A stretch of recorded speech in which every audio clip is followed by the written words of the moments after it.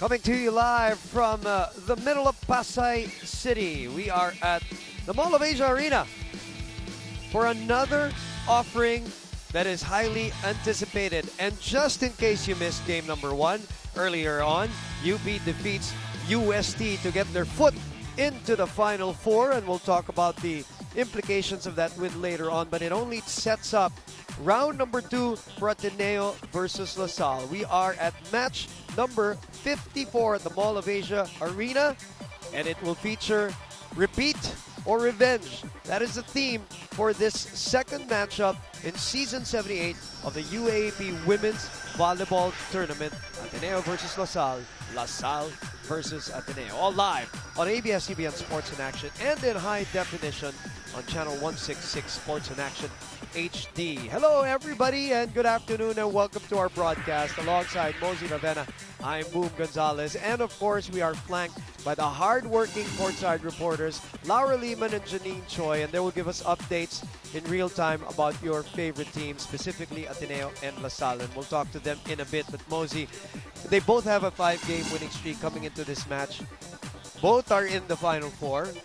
Both have the twice-to-beat advantage. But why is this match so very important? Well, again, you mentioned a while ago, yung standings natin, it's not set yet. So, a win is really important. I mean, to all the schools still have games. Right. Diba? Ang LaSalle po maglalaban pa ng NU on Wednesday. Ateneo will conclude their elimination round today against their arch rivals. Let's look at that standings Mosey was talking about so you can see where these two teams are at. Halos kompleto na ang ating Final Four bus. Ika nga, nangunguna dyan ang Ateneo Lady Eagles only in terms of number of games. That's right, partner. So, an Ateneo will win. They will have a firmer grip on that number 1 position. Although if LaSalle wins today, pwede pa sila eh. They can still overtake Ateneo on that number 1 position. And of course, those two dangerous make that 3 dangerous teams below them. FEU secure at number 3, and then UP and NU still have that chance for the Final Four, and we'll touch on that in a bit. In the meantime, how have these two teams fared so far in Season 78? Ateneo and LaSalle, in your opinion, and let's look at the numbers actually between these two teams. How have they fared? Well, as predicted, these two teams again came out strong this season. As you see, LaSalle, they're just playing at number 1 and number 2 in all departments. Well, Ateneo is still having problems with their defense, especially their floor defense. Look at the number 7 sa digs. Yan ang nagiging problema nila, which today we hope to see some adjustments, especially a game against LaSalle. But again, these two ball clubs, sometimes, you say it often, you just throw away those statistics. But today, I think itong dalawa will have a better game, hopefully, than the first one. And I'm sure the fans are hoping for that. The fans are expecting that. And you're right, that is the number that pops out in that stat. Yep. It's the digs per set. That was the problem also in match number 1 back in February 27. Will that be the problem here in round number 2? We'll find out. And we'll talk more about Mika Reyes and the rest of DLSU, and of course Amy Ahumiro and the rest of Ateneo when we come back.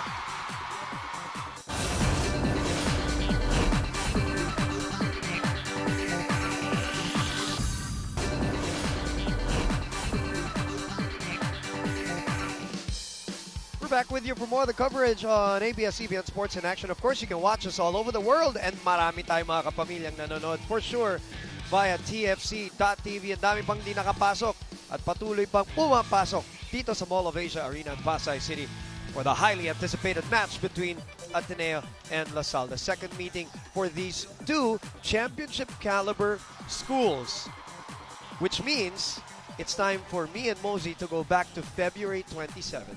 2016, of course, of this year. Take us back to that date and what happened in that highly anticipated, epic kind of a matchup, which turned out to be a lopsided affair for one team.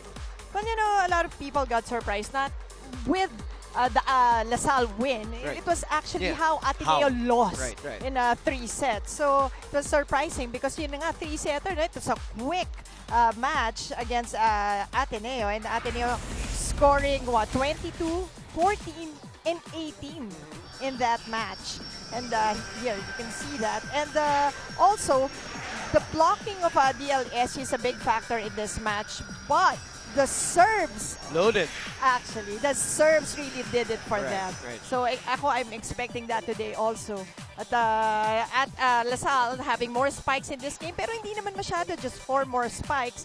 But yun na nga, pagdating sa blocking, pagdating sa serves, doon talaga. That's why they also forced Ateneo to commit more errors. And of course, the serves were loaded, the reception was spotty for the other team. And you know, partner, in that game, DLSU won both in scoring and non-scoring skills. Lahat in all departments. Yes. Dominant win for Kim Fajardo and the rest of the Lady Spikers over Eliza Valdez, high school teammate. Tagal na natin na napag-uusapan. Kabab ata, kaprobinsya. And these are the two players. And in the middle of it all, you know, and you're looking at the numbers, she was the highest scorer of that match, which is very rare for a setter, as we always say, a scoring setter. And then Eliza also was the highest on her team, but way below her average. She's averaging at least 17 a game.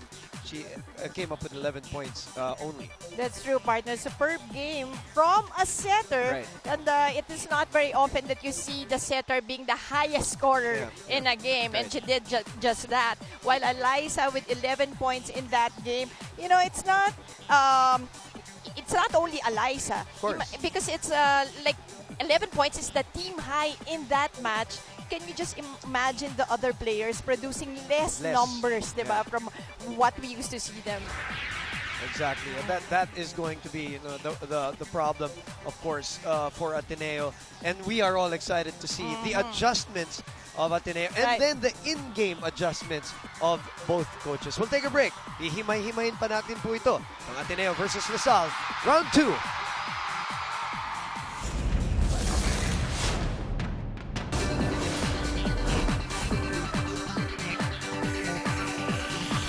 Welcome back inside the Mall of Asia Arena. We are moments away, as you can hear, here in the arena. This highly anticipated matchup between Ateneo and LaSalle. Both have a 5-game winning streak. LaSalle is unbeaten in the second round. They're the lone team that have not lost a match here in round number 2. Both Ateneo and LaSalle have lost. So partner, nasa eliminations pa lang tayo. Tama. And last games for both these teams were actually against UE. So let's talk about the DLSU UE matchup first. Obviously, they got that in straight sets. That's right. DLSU dominating UE in their second meeting again, winning again in straight sets. And UE wasn't able to score more than 17 points in this match. And you know what? The big factor here is that LaSalle more than tripling the output of UE in attacks. So 32-10. So they were able to limit UE with their attack points to only 10 in the entire match. And it also goes to show that did not show mercy. They did not take their opponent lightly. Although in this game, UE won the receptions at saka pantay sila pagdating sa setting.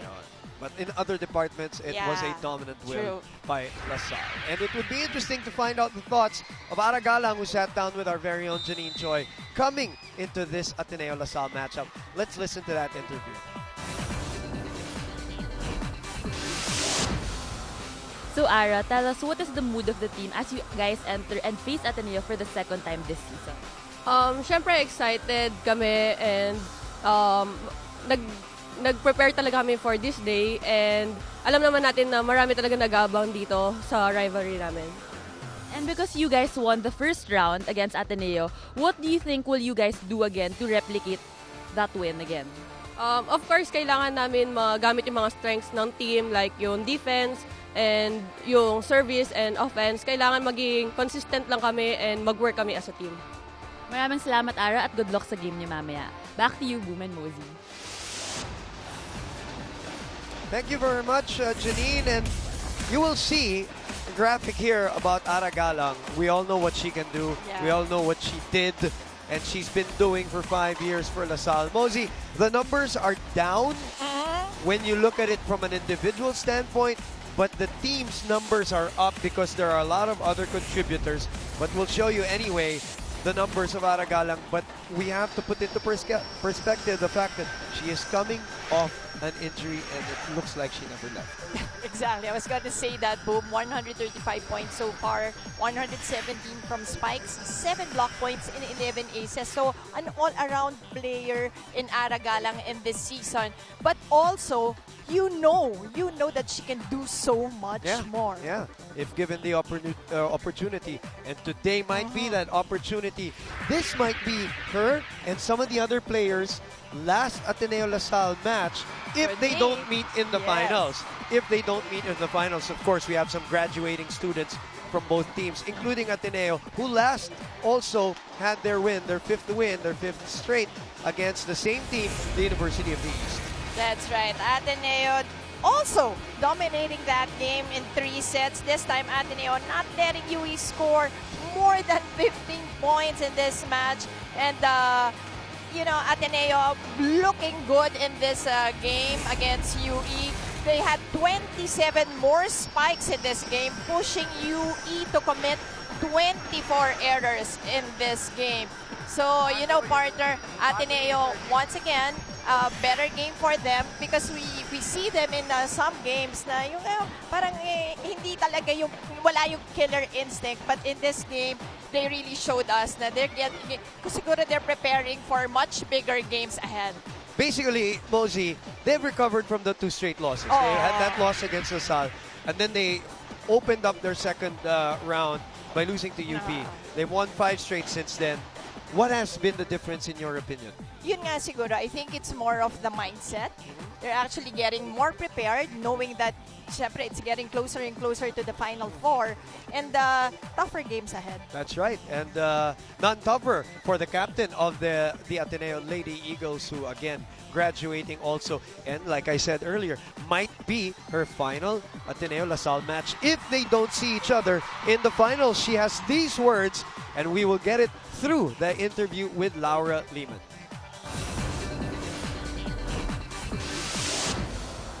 Eliza, this is your last elimination game, and it could very well be the last time you face your rivals, DLSU. So take us through your thoughts. What exactly are you feeling right now? Siyempre, sobrang mixed emotions talaga. I'm happy that konti na lang na and sad also na konti na nga lang yung isi-stay ko dito sa UAAP.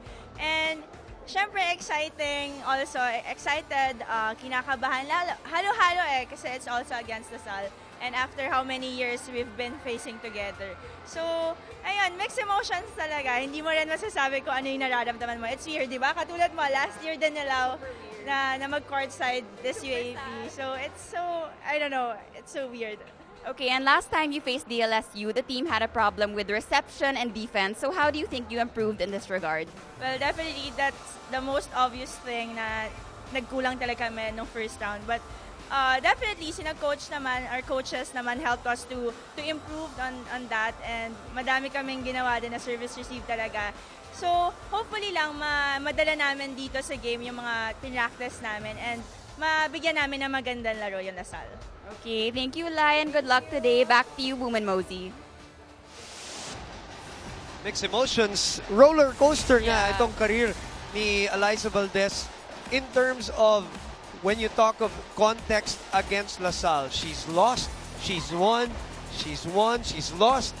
She's had her full circle. Diba? Lowest of lows and highest of highs against LaSalle. So what a storied career for Eliza Valdez. That is true, partner. And tama naman yun, nakakalungkot din, na iiwan mo rin yun because it was such a rivalry that a lot of people really look forward watching. And you can see here the numbers of Eliza Valdez, number 3 in spikes when it comes to success rate. In aces, number 1 with almost half %.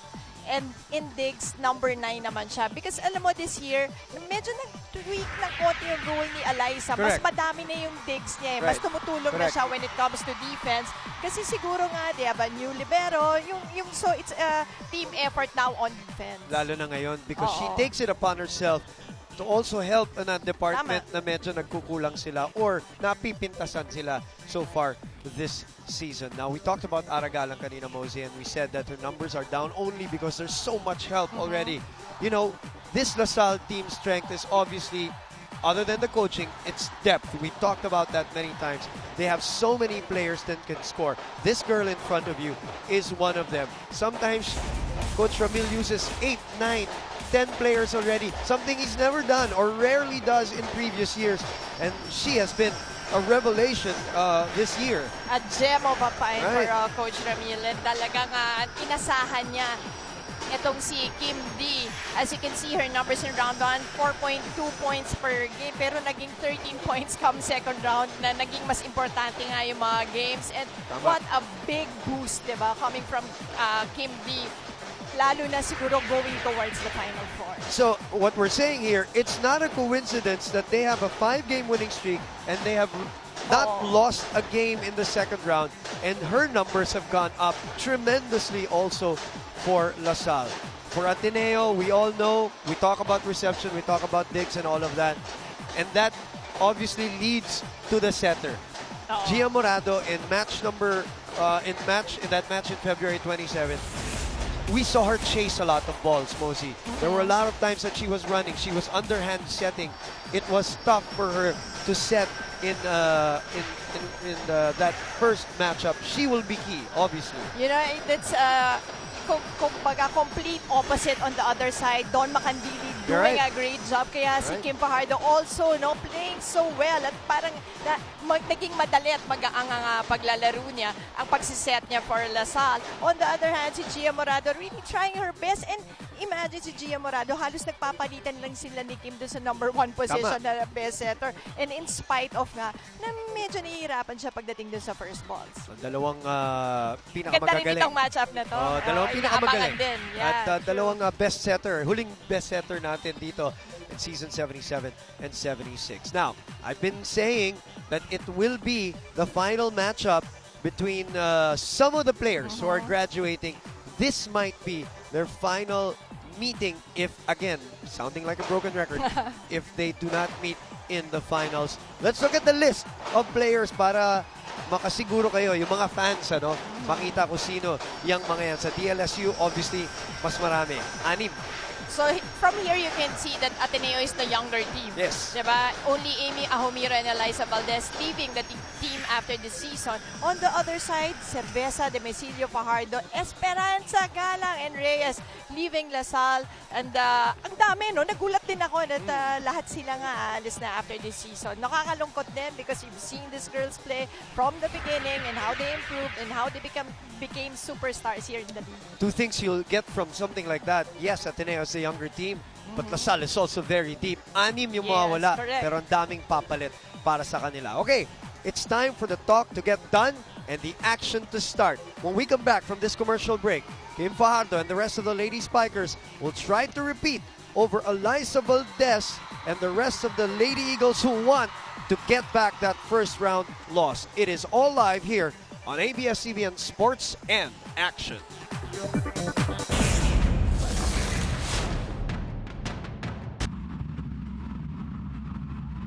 Dito sa loob ng Mall of Asia Arena para sa labanan ang Ateneo versus LaSalle round number 2.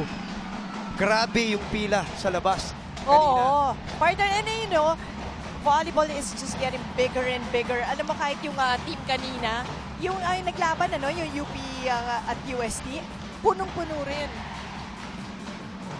And kanina, dumating ako during the 4th set of the UP-UST match. And the line outside was incredible. And they're all now ready to go here at the Mall of Asia Arena.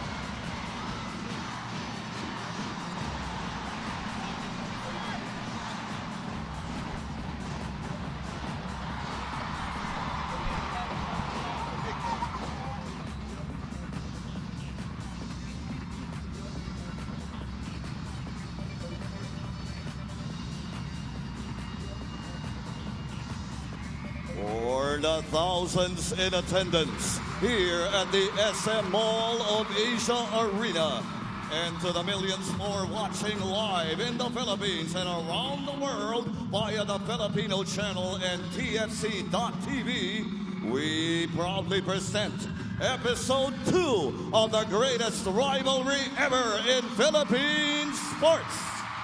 It's women's volleyball at its finest. in your Season 78 UAAP.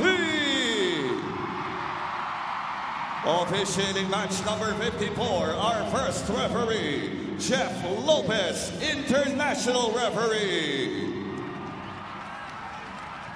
Our second referee, Yul Benosa, international referee. Now let us meet the stunners. Why don't you stand up and make some noise for the DLSU Lady Spikers? Number 10, Machoy Paron. Number 18, Sid Demesilio. Number 11, Kim D. Team captain number 9, Ken Fajardo. Number 8, Aragana.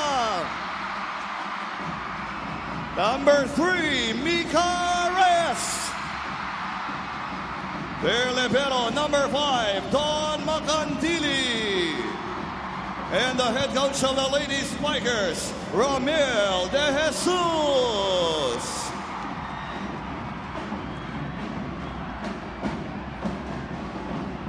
And now, on your feet and shout for the defending champions, Ateneo de Manila Lady Eagles. Number 18, Kim Hekiliana. Number 14, Bea De Leon. Number 15, Joanna Maratinot. Number 12, Gia Morado. Number 16, Amy Ahomiro. Team captain number 2, Eliza Valdez. Their libero number 7, Giselle Tan. And the head coach of the Lady Eagles, Anusorn Taipunde.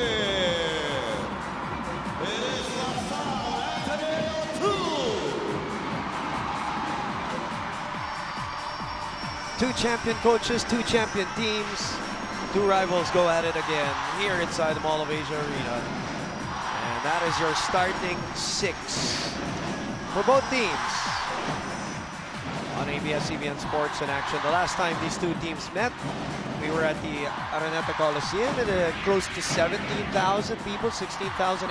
Ngayon kaya. No? Ang record, by the way, ang record nila was from last year's finals. Yeah, parang 20-something. 20,700 plus. And you know, what's really nice, kanina nga nasabi ko na sa'yo, yung we had a game earlier, and halos ganun din, halos na pumunit yung crowd. Ang dami rin. It was a UST-UP game. And to think that was a no-bearing game for UST as Kim Fajardo, the team high leader in match number 1 in scoring, starts us off here. 13 points in the last match, 1-0 today. And she starts us serving. Also, we got the two best serving teams also in the league right now. Oh. Just as I say that. Well, nagpapainit pa. We're just in the start of this match. Alam mo, ang dami naghintay dito sa match na to. But again, we need to remind ourselves na second round pa lang to. We're still in the elimination round. In fact, second to the last day of the elimination round this season. Ganda pa ng aabangan nating labanan sa Final Four. Hindi pa natin alam ang pwestuhan ng mga teams except for the number 3 team, FEU Lady Tamaraos. The best blocker of the league so far is serving for DLSU 2, serving 1. Ang ganda rin na improvement ni Majoy Baron. Still alive. Back row. Demesilio, galang cross court. Valdez couldn't handle it. 3-1 is the score. Let's go to Laura Lehman from Ateneo. Boom and Mosey before facing their biggest rivals in the UAAP. One would think that the Lady Eagles have to practice perfectly military-like and without disruption. Oddly enough, however, this wasn't the case this week. In fact, for a few days, the girls didn't even have a court to practice on as the court that they usually use was unavailable. And beyond this, a new trainer even came in to help out. Now, while all of this may seem disruptive, it was actually very helpful for the girls. The new court challenged them and brought them out of their comfort zone, while the new trainer added manpower to the coaching staff. Coach Tai was finally able to take a seat, closely observe and correct what he saw wrong in preparation for today's game. Back to you, Boom and Mosey. Well, thank you very much, Lau. And it's out in the news already. Yep. That we've seen it in the articles as Eliza Valdez scores here, and you'll see it once again at Sherwin. Off the block hit. At Sherwin Meneses has joined the coaching staff. Or That will really add to the parang coach na ang focus is really floor defense, di ba? Yun, in the pre-game, we mentioned maraming quick question sa floor defense sa Ateneo, especially coming into this match, kung ano na ang adjustment na gagawin nila. Ganda nung sukat dito ni Ara Galang, getting the point, 4-3. And floor defense historically is an Adamson University specialty. That is right. Valdez, delayed by the block. Fajardo, back set to Kim D. Over the blockers. Back set, Eliza Valdez. Galang was there. And a free ball for the Lady Eagles. Gia, Equiliana. Dan was there. But you know, I like how Maraginod went for that hit. But yun na nga, medyo mababa lang. Siguro dapat off-speed. Little loop on that hit. Pero ganito kapatayan tong game na to, Boom. And, you know, just want quick hits right away. Morado underhands again. Another low attack from Hegeliana. 6-3.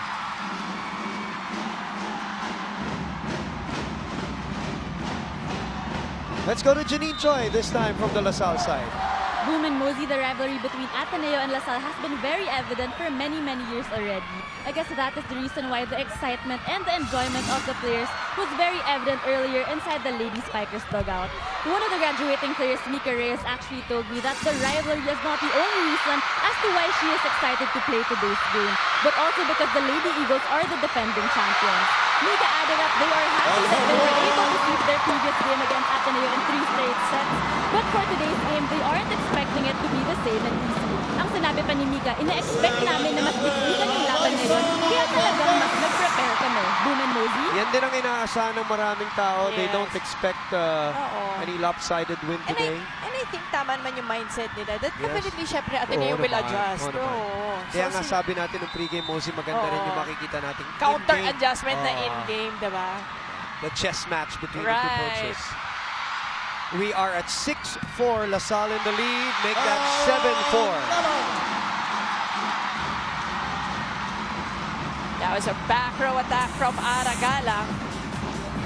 Let me ask you, Mosey, as we see Ara Galang here. Both teams, 5-game winning streak. Both teams on a roll. Who's the sharper team in your opinion? Well, I guess LaSalle winning the first one. Parang, kumbaga, na-sort nila ng konti. Nakita nila yung weakness sa Ateneo. So, lalo na mag-a-adjust pa sila coming into this ball game. Knowing nga, of course, Ateneo will also try to adjust. But I guess, yun na nga, nakita nila kung saan yung weakness sa Ateneo. Ngayon, ang Ateneo naman, yun naman, just trying to solve yung what's given to them by LaSalle. De Leon scoring that last one. Demesilio off the block. So LaSalle maintains a 3-point lead going into the first technical timeout.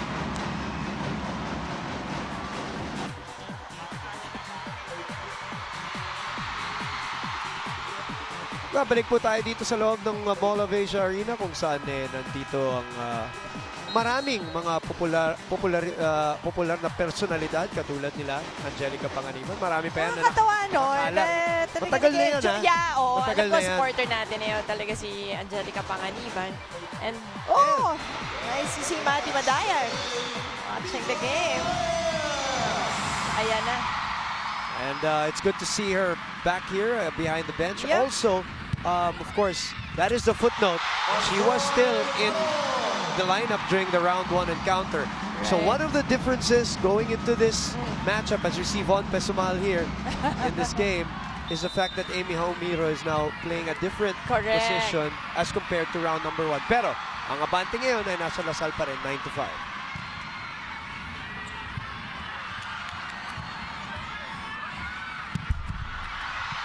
Galang dives for that one. Demecilio. Des takes it. Morado sets up Hekiliana. And Hekiliana, just a good move there, going for an angle.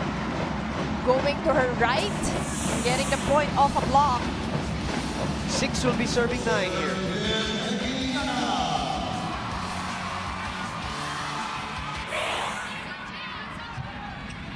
Sharp serve. Makadili handles it. Hekiliana sets it up to Maraguinot. And it drops in after the block. And you like the transition there, Maraguinot getting the first ball and getting the attack point too. You talk about success rate in spike. She's almost what? She's almost at 44%, 45%. Second only to Jaja Santiago. So that's a very high rate. Very high. So para mo nang sinabi, every time you go to her, you have a 50-50 chance, no? Aside and see, Maraguinot is what, on her 3rd year? Third year pa lang dito sa UAAP. At umakyat pa yan sa second round. Her percentage, I know, went over 45%. An ace from Lasal. It is the smiling Sid Demecilio responsible for it. Another girl who was battling through health issues throughout season 78.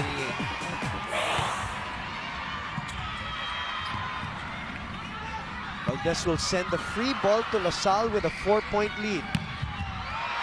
That's in. Once again, Lasal getting space there. Demecilio in the back row attack. And it's again the serving, Mosey. Right. Setting up the first ball. Problems of Ateneo. Oh, what a serve. Oh, very sharp. Makandili was there. And a cross-court attack by Aragala. And you know, Lasal is really risking it. You know, they've been going to long balls and trying to catch the line. Let's listen in. And look at this replay while we're at it.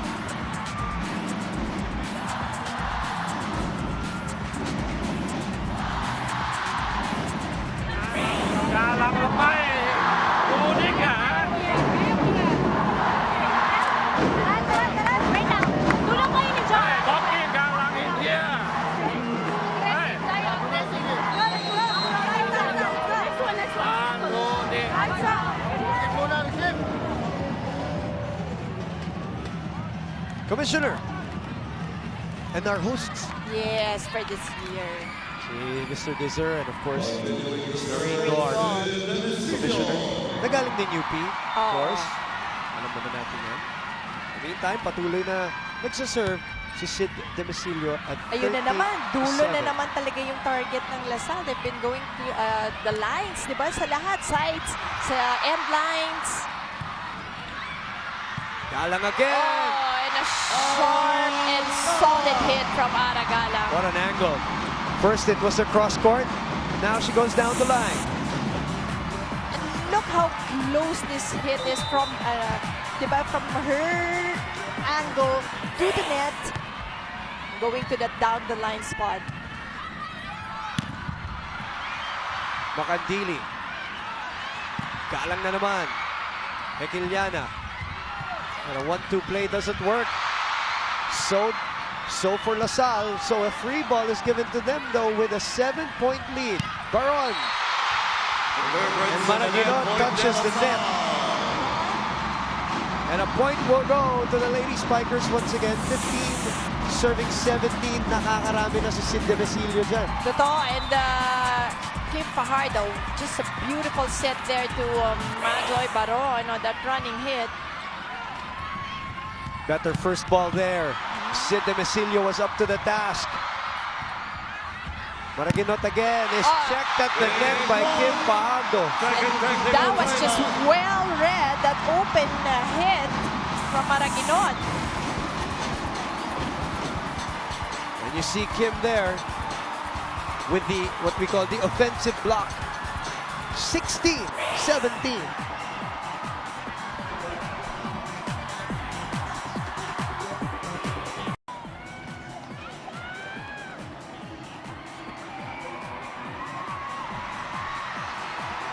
But there at the upper box.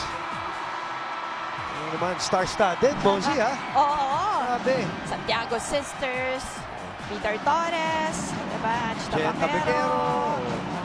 All in attendance here Right. at the Mall of Asia Arena, enjoying this match, Ateneo versus LaSalle. But right now, Ateneo not enjoying this deficit. Mosey, what has happened?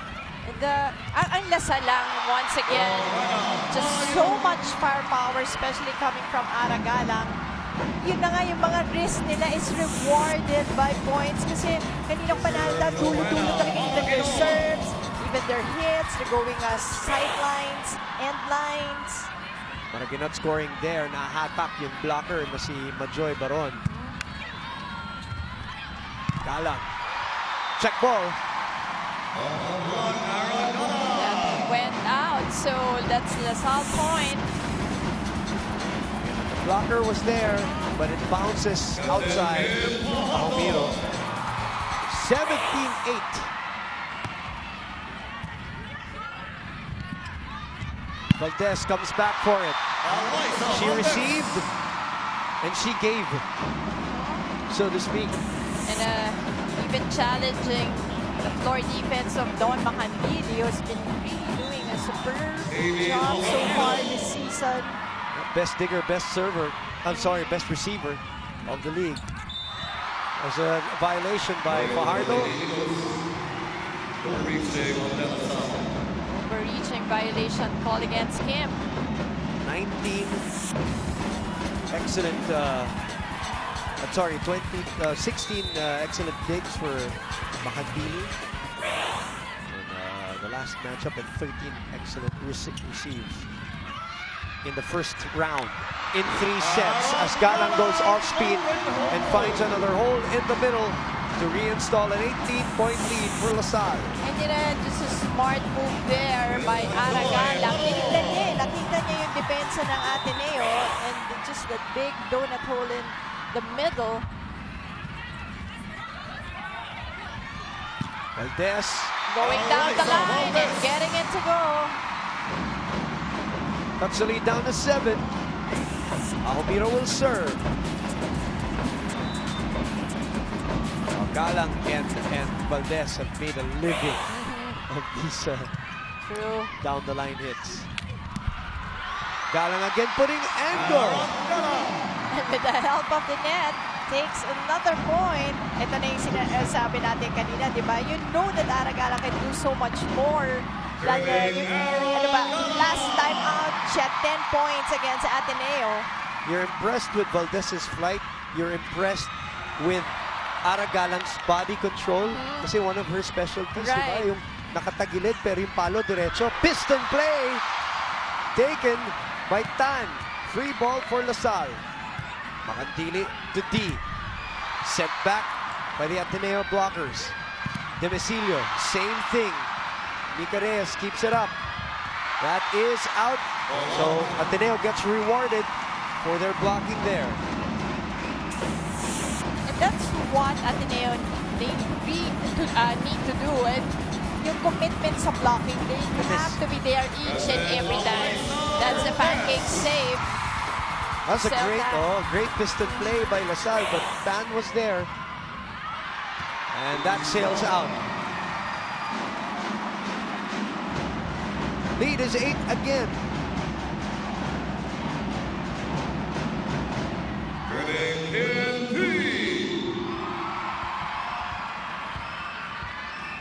Nine-point improvement from round 1 to round 2 for Kim D. And again, they have a hard time receiving that ball.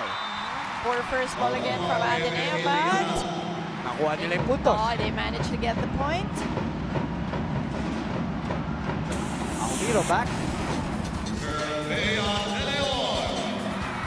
Speaking of serves, that's also another thing that they're going to miss for Maddie Madad. She was before she left. Before she got injured. Oh, number Well, one she was serve. number one, number two. Oh. Yes. But people are also saying, some of the experts are also saying, as Sid Domicilio gets another point there, that it might be a blessing in disguise, not because they want it. Kaya alam yun yung sitwasyon that was presented to Ateneo because na-injured nga si Matayan. Dahil napunta raw si Ahumiro sa kanyang natural na posisyon. Yung mas gusto niyang posisyon. Correct. And again, Maraginot flies through. Free ball for Ateneo. And they go back. Equiliana this time. They keep it up. Oh, what a smart thing to do for Gia Morada. They get the ball back and Ahumiro. Nicarez saves the play. Chance for Ateneo once again. Gia says to Amy, this is yours. Equiliana will take this one. Scramble play for both Ateneo and LaSalle. Eliza dives. Gia sets. Equiliana. Oh, and Equiliana going for an angle. Gets that one. Nakita niya si Kim Fajardo was right in front of her. Adjusted. But both teams showing great defense, Lucy. In that sequence at least, ha? Ganda ng effort. Parehong kapunan, pero Equiliana ang nakakita ng puwak.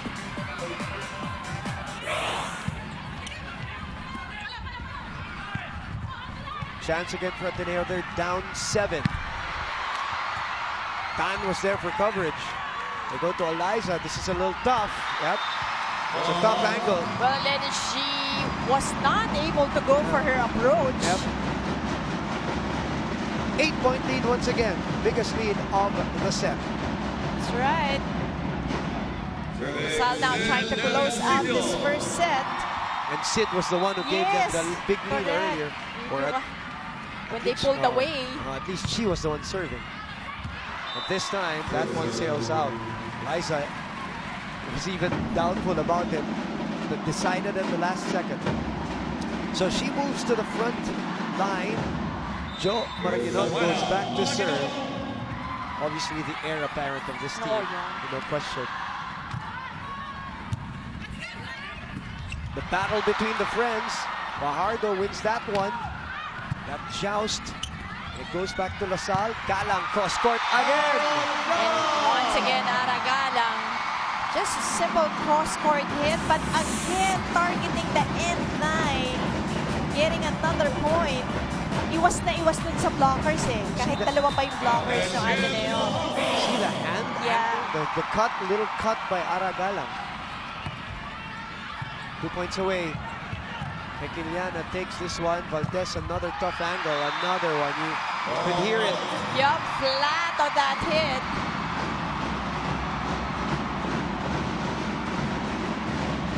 The coach, Tai said no timeout. No timeout at this point. He's not going to call it. Set point. Over receive. Chance for Ateneo. Valdez with the approach. And going down the line once again. But they have to play flawless if they still want to get this set. Talking about Ateneo. Almiro serving. Set point. Save. Oh, and that's out. Second set point save. Good read there on the side of Ateneo. Letting that ball go. We're watching UAAP Volleyball on ABS-CBN Sports in Action. Ateneo versus LaSalle. Ahumiro serving 17-24.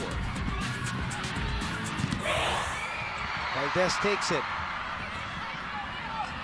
Free ball for LaSalle all the way to Galang. Valdez, quick approach.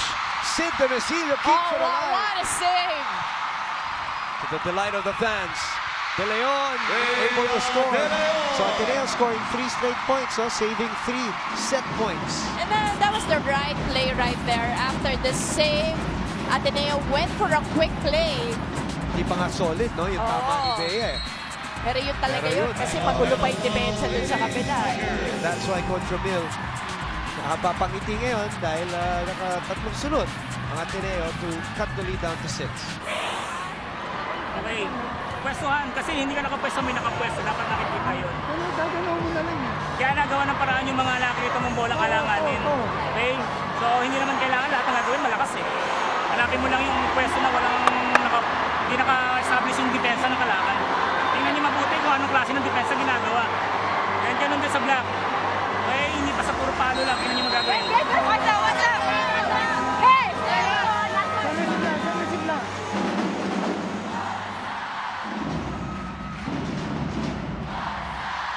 Coach Ramil with a 6-point lead and a set point. And Amy Ahumiro trying to delay LaSalle as much as she could. Hinabol ni Fardo. Free ball again for Ateneo. Oh, and Valdez again, same spot. So no antidote coming from LaSalle so far in that down-the-line kill of Eliza Valdez. Pumuporsyento na si Gia. Doon pa rin eh. Yung spot, siguro mga 3 puntos na.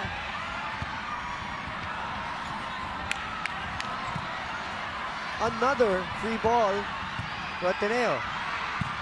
Cross court. Agalang was there to dig it up. And another easy one. Easy ball. Balik kay Valdez. De Leon. Buhay pa to. Good floor defense from LaSalle. Gia goes to De Leon. Again on the third touch. Ganda ng depensa ng LaSalle. This one goes out. What reflexes shown by LaSalle, but what stability also being shown by Ateneo. On the other side, hindi rin nagsawa ang Ateneo, diba, sa kanilang attacks and finally getting it from an off-the-block point. Dalawang sunod na timeout si Coach Ramil. 10 puntos na hindi nila makuha-kuha. Then magbilang pa. Nakikita ka ni Valdez kung paano nagawin mo. Ha? Gawin na kagad. Kasi may na isang maganda. Okay? Play ka kagad. Kaya kung di mo siya dito, pwede yan. Okay? Itong bilis-mabilis. Then pag nakakita nyo, walang bibigyan ng bola kundi ito lang. Gagalawa naman ng spiker eh.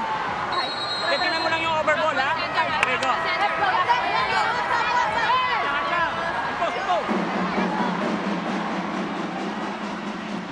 You know, some of the basketball players here, if you're walking, you barely recognize it because it's a shorter cut.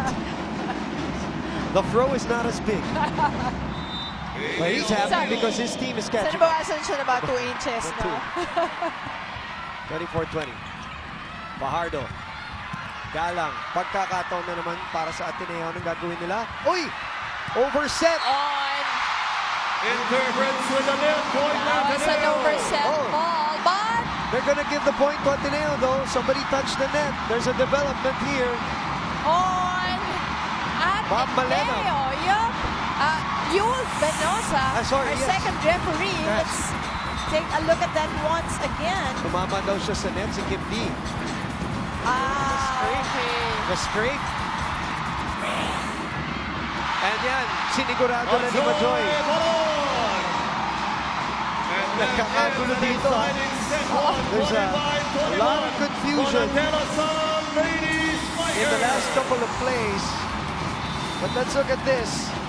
Majoy puts it away and puts the set away, not after a furious chase by the Lady Eagles. But at the end of it all, it is LaSalle with a 1-set lead, 25-21. Please stay with us here at ABS-CBN Sports in Action.